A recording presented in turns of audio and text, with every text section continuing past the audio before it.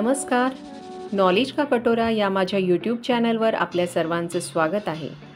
आज मी पत्ताकोबीची भाजी करून दाखवत आहे, जी चवीलाही छान लागते। यासाठी मी मीडियम साईजची पत्ताकोबी घेतलेली आहे। बाजूचा भाग मी आता कट करून घेत आहे।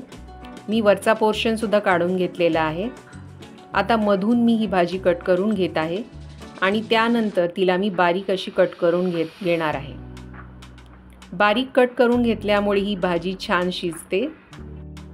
तर आता ही भाजी मी कट करून घेतलेली आहे, तिला मी पाण्यामध्ये स्वच्छ धुवून घेणार आहे। आता या ठिकाणी मी कढई घेतलेली आहे। यामध्ये मी 4 चमचे तेल घातलेले आहे। 1 चमचा मोहरी घातलेली आहे। मोहरी फुटल्यानंतर 1 चमचा जिरे मी घालत आहे। त्यामध्येच मी थोडंसं हिंग चिमूटभर घालत आहे आणि थोडा कढीपत्ता।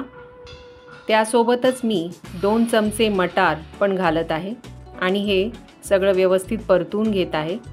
आता या ठिकाणी मी कट केलेली पत्ताकोबी सुद्धा घालत आहे आणि पुन्हा एकदा छान परतून घेत आहे आणि 5 मिनिटासाठी मी ती झाकून ठेवणार आहे।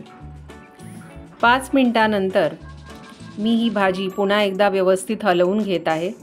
तर मधून ही हलवत राहायची आहे आणि आता पुन्हा एकदा मी 4 मिनिटासाठी झाकून ठेवणार आहे।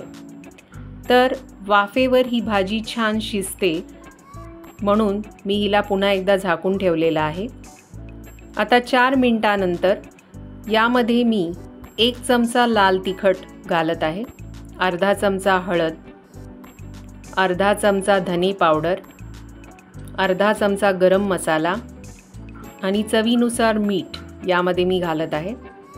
तर जास्त काही मसाले मी यामध्ये वापरले नाही आहेत, पण ही भाजी खूप छान लागते चवीला। तर जास्त मसाले न वापरता सुद्धा अशी भाजी करता येते आणि ती चवीलाही छान लागते। तिला व्यवस्थित मिक्स करून घ्यायचे आणि पुन्हा एकदा मी 10 मिनिटासाठी ही झाकून ठेवणार आहे। तर 10 मिनिटानंतर ही भाजी तयार आहे। तर या ठिकाणी मी ही भाजी सर्व करून घेतलेली आहे आणि वरून थोडीशी कोथिंबीर यामध्ये मी घातलेली आहे। एकदम छान लागते। जास्त मसाल्याचा वापर न करता ही भाजी सुद्धा चवीला छान लागते। तर त्यामुळे हा व्हिडिओ आवडला असेल तर शेअर, लाईक, कमेंट करा आणि आणखी व्हिडिओ बघण्यासाठी सबस्क्राईब करा यूट्यूब चॅनल नॉलेज का कटोरा।